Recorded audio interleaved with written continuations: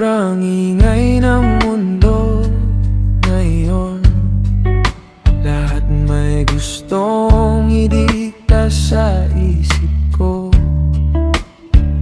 kung sino raw dapat ako at saan dapat manggaling ang worth ko. Minsan hindi ko na mamalayan, unti-unti na pala akong nawawala, habang abala akong sumabay sa lahat, mas lumalalayo ang puso ko.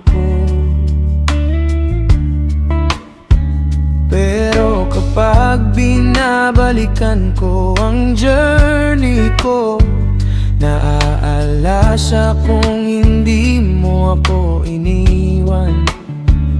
Sa bawat gabi ng takot at pagod, ikaw ang tahimik na sumalo sa akin. At habang mas naaalala kita, mas nagiging malinaw kung sino ako. Hindi dahil sa opinyon ng mundo, kundi dahil minahal mo ako noon pa.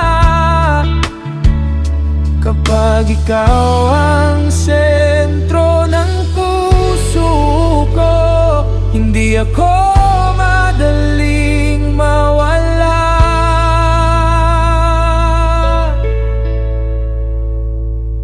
Diyos ko, ayokong maligaw sa ingay nitong mundo. Kapag unti-unti akong nawawala, ikaw ang magbabalik sa akin. Ayokong maligaw sa mga bagay na walang laman, sa bawat distraction sa paligid ko. Presensya mo ang kailangan ko.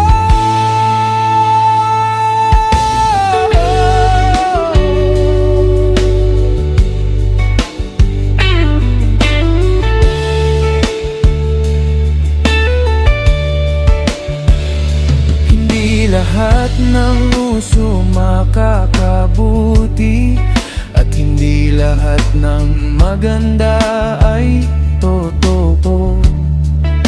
Kaya gusto kong bantayan ang puso ko habang mas lumalapit ako sa iyo. At kahit maraming tukso ang paligid, mas pipiliin kong manatiling grounded, dahil ayoko nang mawala ulit sa mga bagay na pansamantala lang.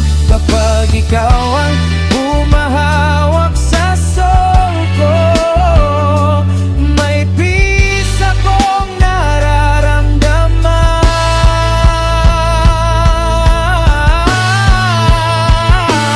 Ayokong maligaw sa ingay nitong mundo. Kapag unti-unti akong nawawala, ikaw ang magbabalik sa akin.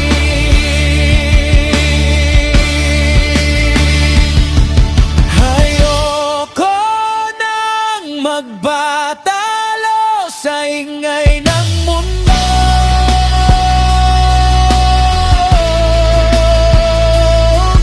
Ayoko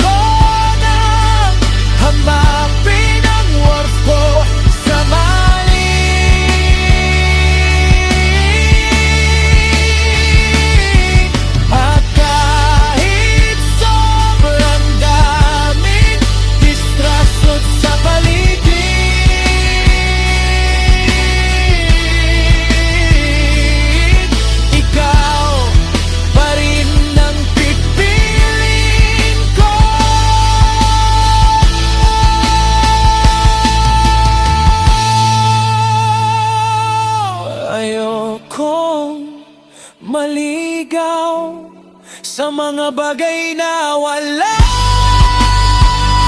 lagat, sa bawat takot at pagkalito at puso ko.